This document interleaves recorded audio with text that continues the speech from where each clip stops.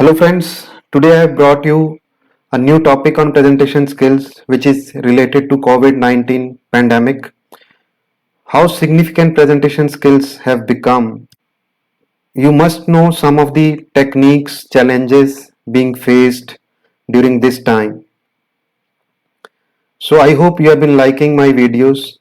Please keep sharing these videos with others and please subscribe my channel also. Let us start with that topic.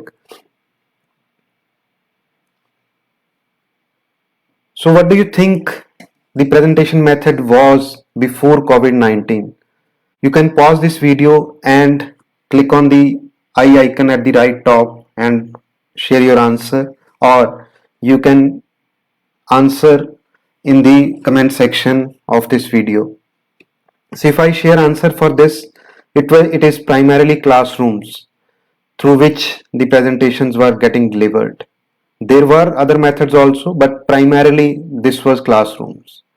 Now let us talk about the method which is very popular, or which is the primary method which has replaced the classroom method. So what is that method? That is virtual or online classrooms.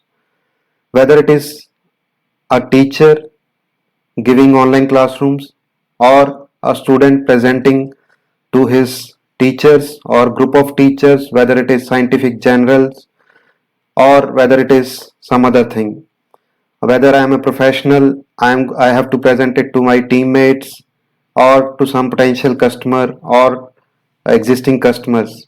All of the presentations have been done through online channel.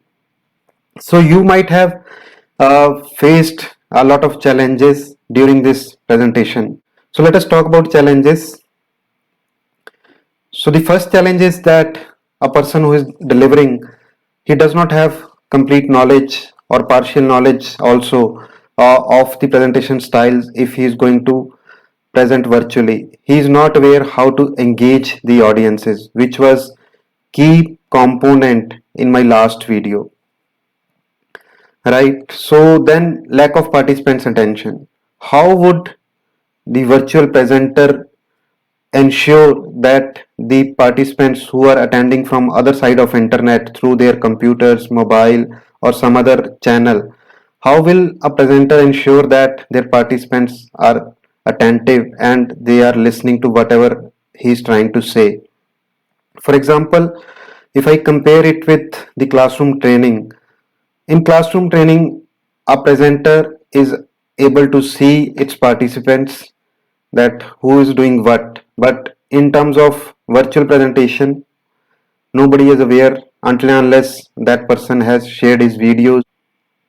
Then coming to the availability of tools and technology to take care of this aspect, yes, I agree that there have been tools and technology which are there in the market which one can go for. There are open source options also available for that, and there are paid options with more features to cater wider audience is available. Then poor internet connectivity is again a challenge which should be addressed. Someone sitting in the remote area may face some internet connectivity issue, or even in the urban areas also I have seen people complaining about poor internet connectivity sometimes or the others. So now we have talked about challenges. Let us meet in future videos to address all these issues which we have discussed in this video. We will also touch upon our key components, presentation skills which we talked about in the previous videos. So those are interrelated. So gradually, after spending time in these videos, I am 100% sure that you will be able to present effectively, and you will be able to present virtually as well as in-person trainings better than ever. So with this, I would like to thank you for watching this video so far, and I would like to request you, please subscribe to this channel, and see you in future videos. Thank you so much.